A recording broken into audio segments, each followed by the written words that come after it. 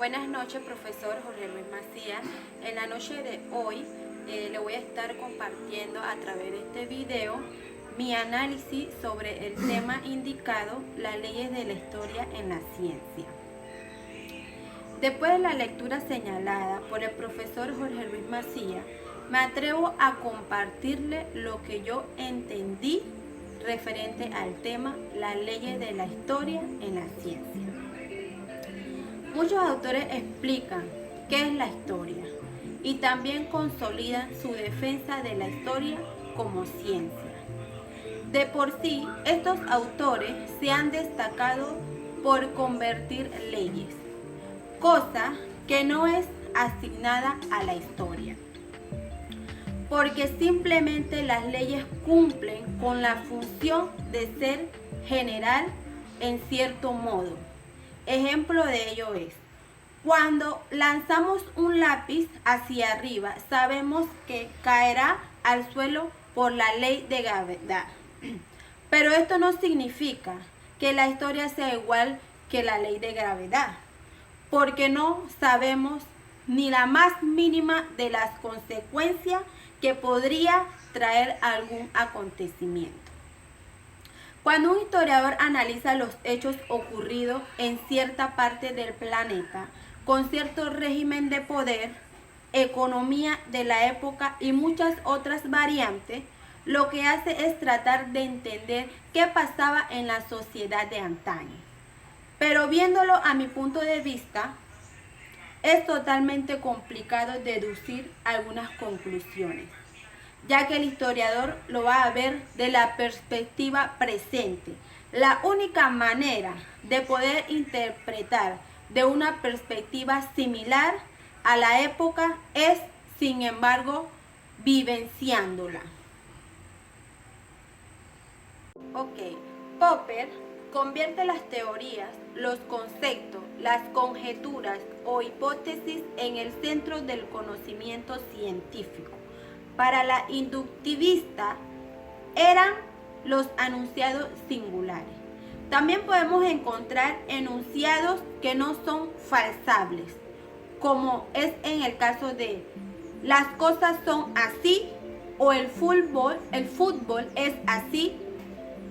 En este caso son enunciados infinitos y no se pueden desmentir. Popper dice que la ciencia está cerca de la realidad, pero nunca llega a juntarse. Bien, según Popper, la historia, como tal historia, es el relato de acontecimientos singulares. Se compone de enunciados históricos, en el sentido lógico que hemos dado al término. No se puede interesar por leyes universales y en cuanto comience a hacerlo, deja de ser historia y se convierte en sociología. Popper recibió bastante crítica referente a este tema. Él plantea que la ciencia no empieza en la observación directa, sino en las teorías. La observación servirá para comprobar cosas. La observación de la realidad no sirve para verificar leyes o teorías, para convertirse en verdades. Él piensa que la verdad es posible de conseguir. Respondiendo al video enviado por el profesor Jorge Luis Macías referente a la predicción en la historia, voy a responder de la siguiente manera. En el caso de la historia es imposible predecir los acontecimientos debido a la inexistencia de leyes matemáticas. Pero sin embargo, el historiador puede orientar el futuro de su disciplina en función del conjunto de los valores morales que asuma, puesto que en el caso de la historia se da una fuerte vinculación entre conocimiento y valor. Bien, continuando con el tema, el historiador no debe confundir a las leyes de la historia como si fuesen leyes científicas.